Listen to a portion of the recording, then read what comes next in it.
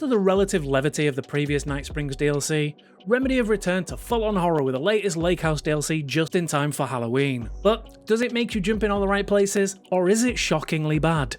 In the Lake House, you will be entering a previously inaccessible Cauldron Lake facility from the main game. This time, playing as Kieran Estevez, someone you'll recognise from the main game as an agent of the FBC and performed amazingly by Janina Gavankar. Taking place around the midway point of the main game, you will look to the Cauldron Lake location for answers and backup. However, you are met with radio silence. Something is not quite right here, and it's now left to you to figure out what is going on. So much for the welcome wagon. What's going on is a whole lot of spookiness and some paint. You'll find the site empty and the walls strewn with garish designs, some of which look a little less static.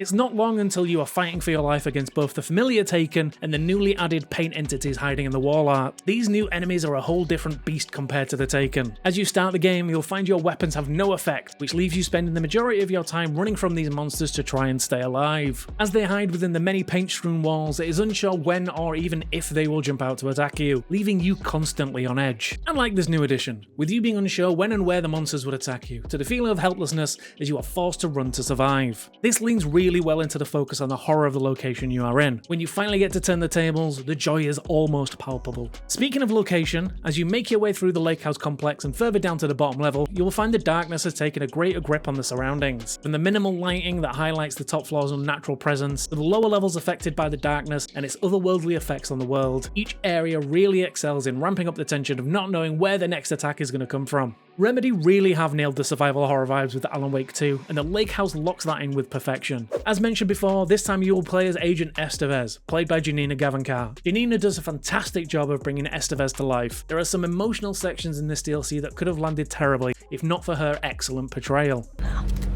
Actions have consequences. And I'm the consequences. As she narrates her thoughts and feelings throughout, you really do get a sense of a person who, trained for these moments, is still affected by what she sees around her. As the story unfolds, Janina does a fantastic job of conveying her sadness and sometimes anger at what has transpired in the Lake House. Without spoiling anything, I really hope we get to see more of her character in future titles from Remedy. Combat-wise, there is nothing that really stands out from the main game's content. You will still use your flashlight to weaken the Taken before taking them out with a pistol or shotgun. A few larger Taken enemies are spread out within the wider standard horde, but nothing that can't be remedied by a shotgun shell or two to the face. I did find the flashlight to be a little inconsistent in my playthrough, where it wouldn't completely take a Taken shield out when it clearly was supposed to. Luckily, on my normal mode playthrough, batteries and bullets were relatively plentiful, so I never felt too punished. The new paint enemies, however, definitely add a new wrinkle to proceedings, with their immunity to light and standard ammo damage. As mentioned before, it is not until late game that you will have the chance to fight back. When you do though, it will be a simple one-shot kill. This, however, makes total sense in the lore and is definitely an earned rewarding moment by the end. While this could have been a simple run-through more Taken to get to the credits, I love that Remedy took the time to craft a unique story that expands on the lore of the world and branches out from Alan Wake's story in general. Knowing we are getting a Control 2 alongside FBC Firebreak makes me excited to see what other unique elements Remedy can bring to this shared universe in the years ahead. This DLC also comes alongside an update to the main game that introduces various accessibility options. Assist mode will introduce options like infinite ammo, immortality, infinite flashlight, and one-hit kills for those that either need the accessibility options or just want to run and gun through the story.